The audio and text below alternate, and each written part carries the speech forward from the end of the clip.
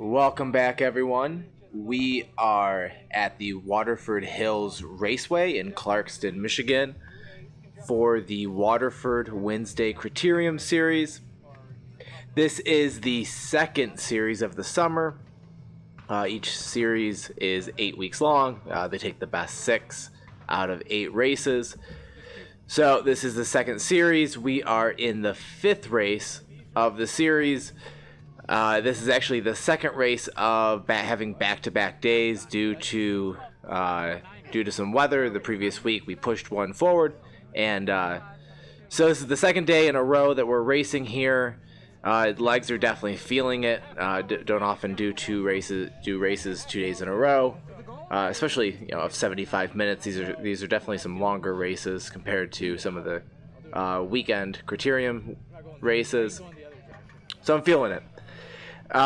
Bigger crowd than it was yesterday. Yesterday was kind of an off day because it was on a Tuesday, making it a doubleheader, and so definitely less people made it than they did today. So we're back to sort of our normal field size of, maybe 30, 25 to 30, somewhere in there. So a decent size group. Yesterday when I raced, I took 3rd. That was the best I had done in this A race series. In the first couple of races I took 12th and then 9th, and then again yesterday took 3rd. So really happy with yesterday's results. Legs are feeling it quite a bit, and so here we go. Yesterday the goal was to have either Alex or myself in any of the breaks. I pretty much told Alex, I don't do as much long rides, and so my muscular endurance is not great compared to, say, his. And so I was feeling it today. I told him, I don't really plan on going in any breaks. If I do, I do, but kind of don't count on me. Like, we can't build tactics around one of us being in the breaks like we were planning on doing the day before.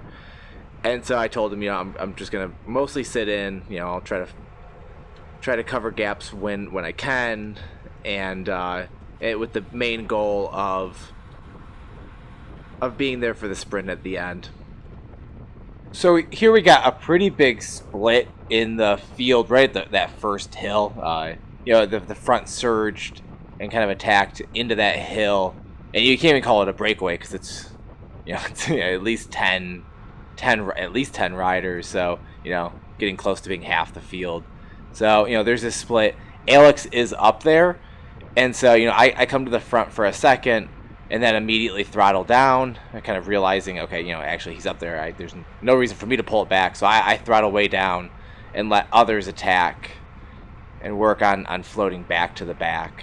Let others do the chase. And, if I get a free ride back up there, I get a free ride.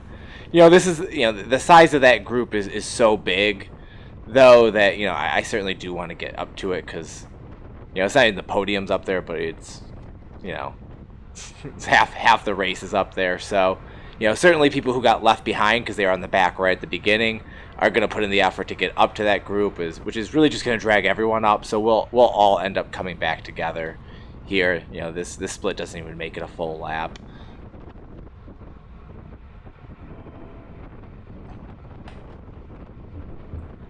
So as we come back around to the start finish line, like I said, we're gonna end up catching them, and really there's not much happening with the group for the next 15 minutes or so.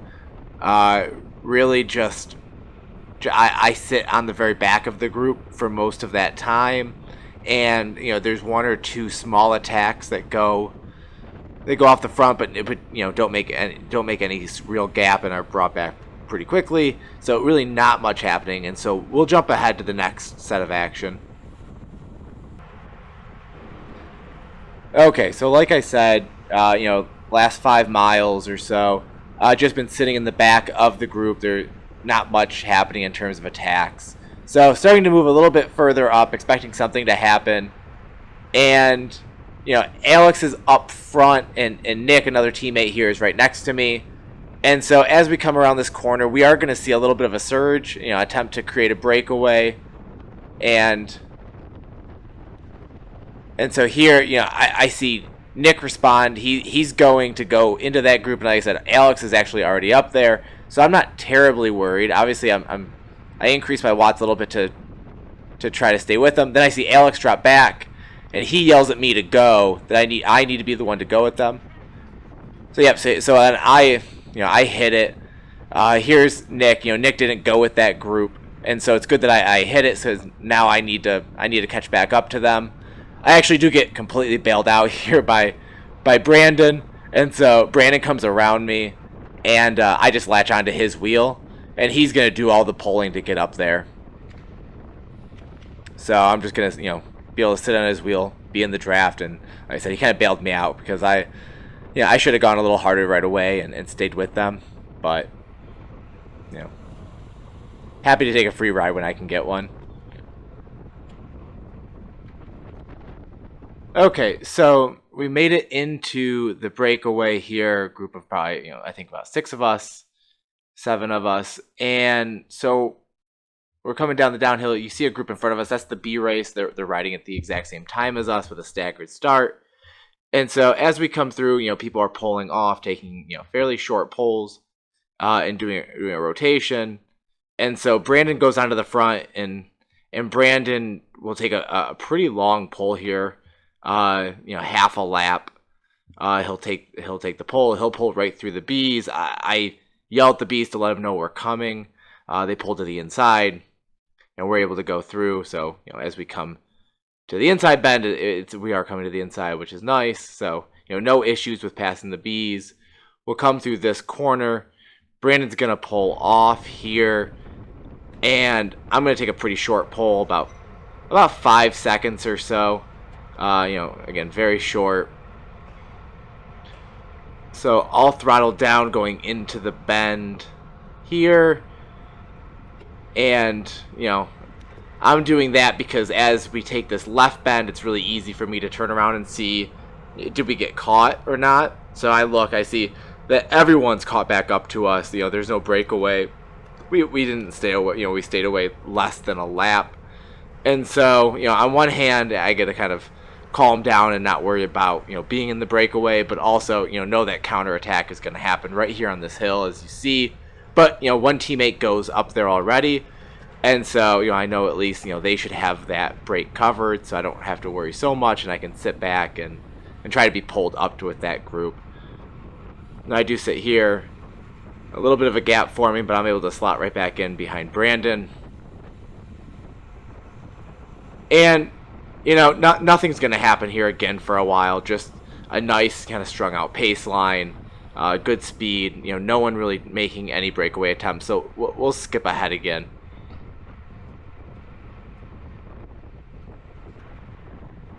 Okay, so we've jumped ahead about 4.5 miles, or about a little over 3 laps, and been sitting again kind of in the back, without much happening here. Sitting still behind Brandon, and what we're going to see is coming through here, Brandon's going to go on the attack again. And I highlighted this back in race 3 of the second series. Brandon, went on multiple attacks throughout the entire race, most of them all getting brought back, and then towards the end, he with maybe 15 minutes left, or probably a little more than that left, he went on a solo attack. Looked like every other solo attack, except that in that one, Sam bridged up to him.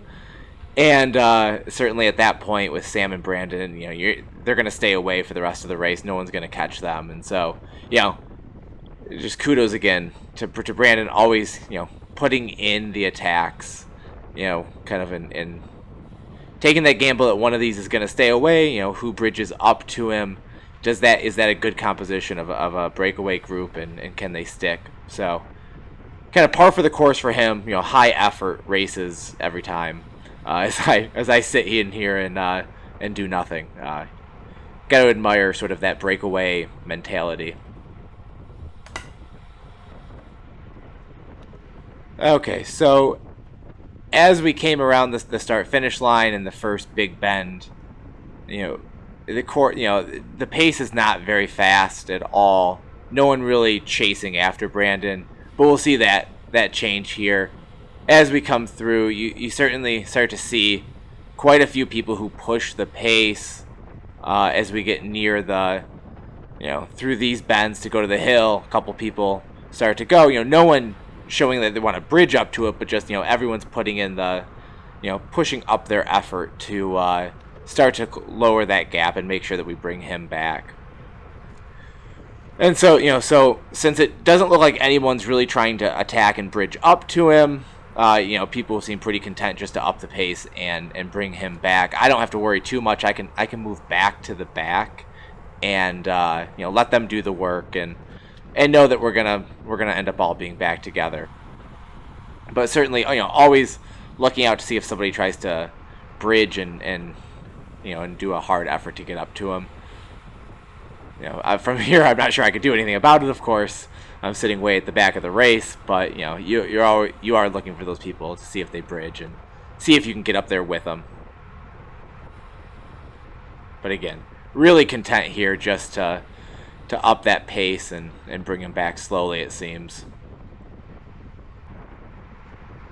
Okay, so we've jumped ahead to where the group caught Brandon. Ended up being a little under 2 laps that he was out, 2.5 miles or so. Group's now caught him, and so now I'm thinking, okay, there's going to be a counterattack, and so where I've been pretty content to sit in the back, if people are going to go, I should try to find my way back up to the front, and so trying to find a way back up there slowly. Like I'm not here to attack. You start to see the pace up, which I'm actually really happy about because I wanted to be towards the front and really didn't get there. Again, didn't really try, but I didn't get up there, and so seeing everybody push the pace up means everyone's chasing down anybody who's attacking right now, anybody who's surging, and so it's probably fine that I'm here at the back. If everyone's going, then I won't be stuck out. So, everyone surged there for a second. Here through the bend, you can see no one's off the front. So, feeling good here that I didn't miss any sort of immediate counterattack, but still waiting for something to happen for sure.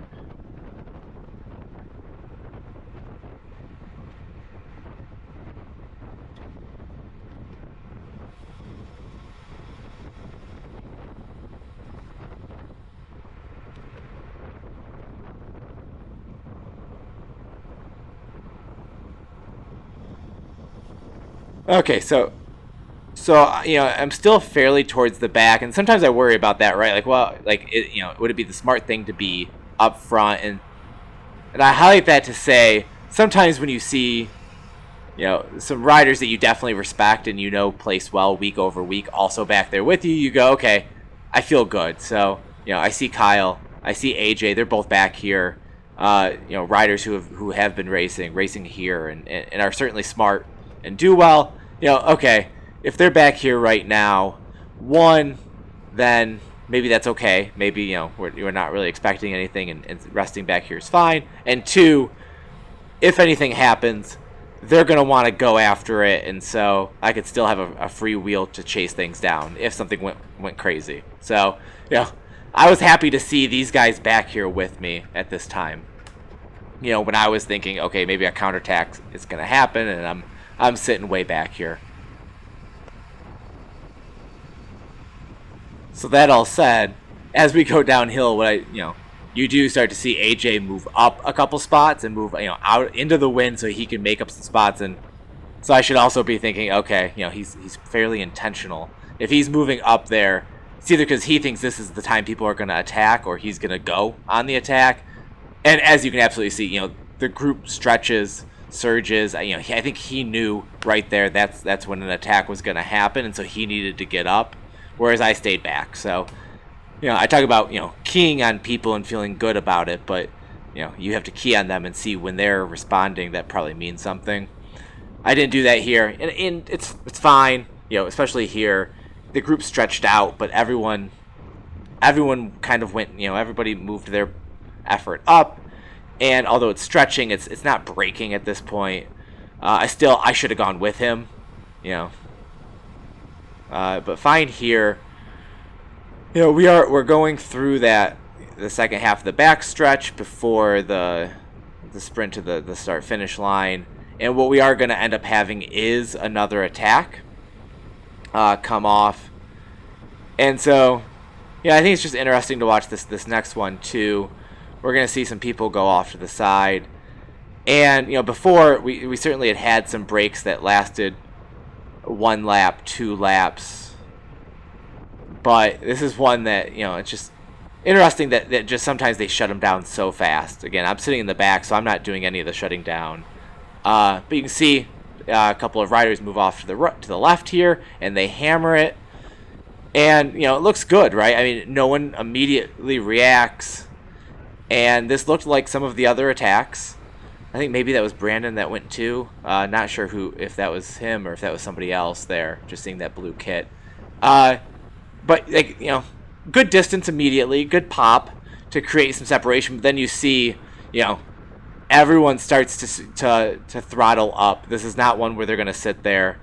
There's really not five people up there, but everyone's upping the pace. And it's just immediately chased back down. And it doesn't even make it, a fifth of the track before we're just one big stretched out line again.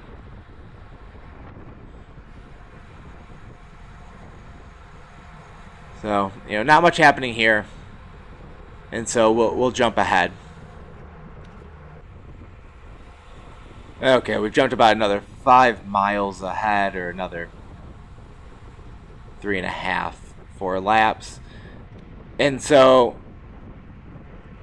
coming through the chicane on the back stretch, what we're going to have happen is we're going to see a group go. It does include Alex, and it includes Brandon. So, seeing that, the group definitely responds. People do increase their effort to chase them right back down. And so I just want to make sure I'm getting on the wheels of people who are going to chase it down so I can get a free ride back up to them if they catch them. So here I'm on Willie's wheel. And just wanted to highlight this one for, something I've definitely talked about before of, following one wheel for a free ride, but definitely kind of checking ahead, seeing if there's gaps happening. And so, we're coming through the bend after the start-finish line. And, so we have a decent gap behind us. And, I'm following Willie's wheel.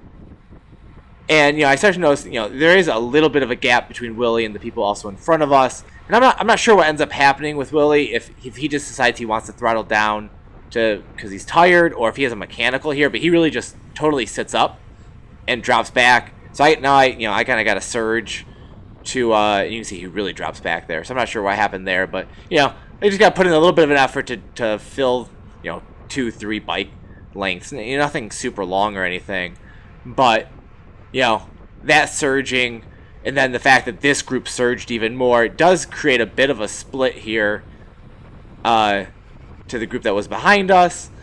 And then, that just requires them to put in a little extra effort as well to catch back up to us. But, they are there.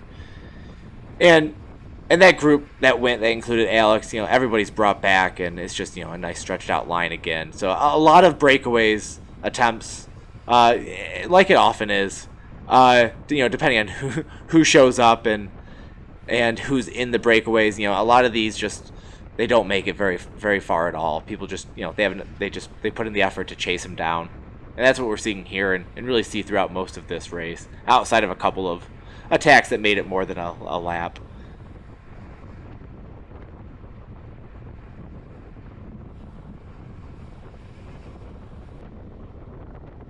Okay, we've jumped ahead another 2 laps. Brandon is off the front.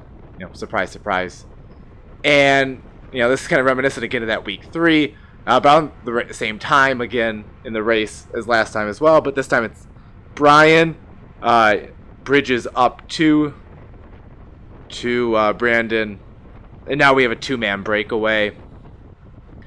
I think what we'll see here is definitely, no one immediately reacts, but then we do start to get people to come to the front, and people are going to chase this down. Unlike the last time, Brandon had gotten pretty far out in front by himself before Sam bridged up to him. Here, Brandon wasn't that far away when Brian did the bridge, and I think that's enough justification for people just to up that effort to a fairly manageable level and chase down.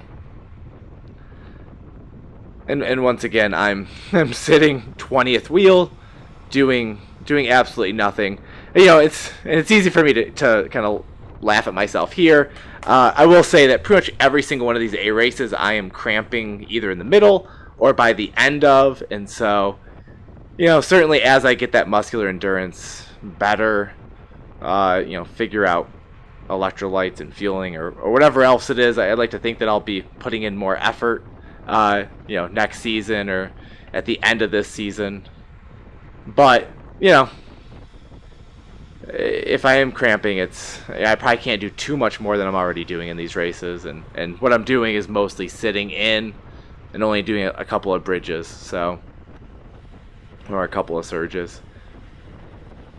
So you can see I kind of off in between riders that they're not very far from us.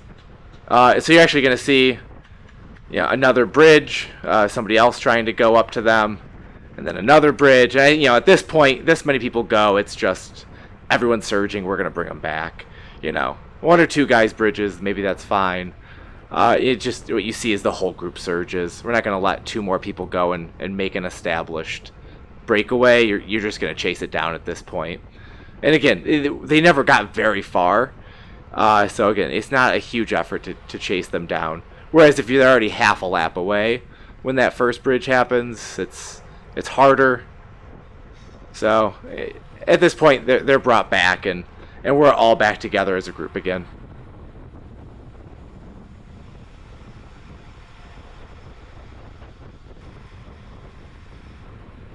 Okay, so we have jumped ahead to the final lap and a half of this race. So, unlike the last one, this one, kind of planned for, if Alex was back, that Alex would lead me out. And so, I see him roll up, and knowing it's a lap and a half to go, I'm going to slot in on his wheel and try to stay here for the rest of the race. And so we'll let the rest of the race play out without cutting anything out. So, one thing I'm still, I know I have a lead out, and so, my plan overall is going to be to obviously stay on this wheel, not let anybody get in between us, get big. But, one thing I think about it, and good timing with seeing somebody going early here is, if somebody really attacks off the front, with a lap to go, I feel pretty good with my VO2 power. I kind of have still been looking for somebody to do that, and no one really does in these races. There's probably a good reason. Maybe no one ever makes it. But I do, I'm in my mind, I'm playing out the scenario of, okay, do I jump off my lead out man's hip as he hits his butt, saying, stay with me. I'm going to the inside, but you stay right on my wheel. Do I leave him to go with a breakaway that potentially doesn't last, and I tuckered myself out when I should have stayed on his wheel the whole time? Like, I never know what you're gonna do there, and luckily here, no big attempt happens. Pretty much as people surge, as people go early, Alex goes and just jumps on their wheel. He has enough power to to jump into that, put in a high effort, and then just keep trucking back at threshold where needed. So no worries with any of these people going hard going into that final lap. We heard the bell there. So now I just, here I start to lose his wheel for a second, able to surge, get back on it. The only thing I'm thinking about here is staying on his wheel. I want to make sure, if someone's going to sacrifice themselves and their finish, that I absolutely don't mess it up. I have to go all out on the final sprint, but I also have to not lose their wheel. I can't let somebody jump on it and take it from me, because that's just wasting, Alex's effort and opportunity. So we're coming up into the big hill. I'm still looking. You see Brandon up there. Does Brandon go early? He puts it. Obviously everyone kind of surges over this, and he goes, but not as hard as I know he can. So here is just, stretching the field, which is definitely what I want. Going through this back stretch, let's stretch it out. Make the people in the back have to work to catch up to us, and we're towards the front for that final finish. So currently third wheel. Certainly, we don't need that to last, and it won't. There's no reason to this early on be right at the very tip of the group. But at least, again, those people who want to go in front of us are going to have to put in more effort than we will to go around us. So, that's a good thing too. So, not putting out a ton of watts here, in the hundreds, 200s. So, feeling good here. People are going to come up and pass us, just a few people. Alex is doing a good job of keeping the pace up. But here comes everybody who we had stretched out. They're going to go around us a little bit. But again, now here, and we'll talk about this, what's going to happen here. I do feel really bad about this. So Alex goes, and he cuts really inside. And so I go to get on his wheel. And what you see is that I end up jumping in front of Brandon, and he ends up clipping my back wheel. That's on me. I jumped right into him to stay on Alex's wheel. And so, but here I'm good. No one went down, luckily. Good. It's good there at least. But on Alex's wheel here, now I start to see two people go around me. He stops. I whip out to the outside, and accelerate. I feel like I'm going to catch him right here, right? I close the gap on him, and then, I have to go to the outside. I go way too far. Maybe the camera distorts it, but I don't think so. I caught up to them so fast, and in no way could go around them. So that's frustrating, just being able to close that gap, but not, in your mind and in the in pro races, right? You see somebody catch up right on the wheel, then whip around them for the finish, and I didn't do that at all, right? I caught up to them and then sputtered, and I was cramping, so kind of going to that whole muscular endurance and electrolytes, and this is just another race. You hear me swearing. I cramped up. I was cramping up, not horribly bad, but the last, say, 2-3 laps, I was starting to cramp, and I felt it really bad on that sprint. Did that impact my watts? I don't know. But it certainly felt like I should have had another gear once I got up to the first two, and I should have been able to go around them to the outside. Again, I went way too far outside. I should have been able to go right on their outside wheels, just gone right around them. I ended up taking third. So 2 days in a row that I took third place. Great result. I'm not complaining at all. It was a great result. Just mad again that in this conversation, because I didn't really know what happened with Brandon at the time. I heard kind of some yelling. I didn't actually feel his wheel. I think in the moment I was just full of adrenaline. Here I'm just mad that I cramped up. Every single A race I've cramped up. Some of the B races even, I cramped up. So I'm frustrated about that. I feel like I could have done even better than third in this race. Alex had led me out perfectly. I felt fully conserved in terms of the effort I did, and so as soon as those two guys went around me, I should have been able to jump on their wheel and pass them. Frustrating, looking back, and I'm not going to cut and put it again, the footage with Brandon. In essence, again, Alex passed Brandon very cleanly, and then he went to the right, kind of right in front of Brandon. I was freaking out that, okay, now Brandon could get on his wheel, or maybe somebody else kind of gets on that wheel, because I was starting to get gapped there. And again, that's on me. I should have been right on his wheel. But because he slid to the right during that, I felt like I had to move to the right immediately, and so I had not anywhere near passed Brandon as much as I needed to do what I did. So I moved over. My back wheel hit his front wheel. Luckily, again, he didn't go down, which is great, but he had to sit up, and after all that effort he didn't get a good placement, which stinks. This is my first time ever being let out, so I certainly, it's a learning curve, and being able to stick on a wheel and and as that person's navigating around people, being able to navigate with them without endangering yourself or anyone else. Learning curve. Hopefully I get better. Hopefully, again, good. No one went down this time, but you want to make sure no one goes down in the future too. So, fun race. 3rd place again. It was awesome. Looking forward to racing again next week. And thank you everyone for watching, and we'll see you at the next race.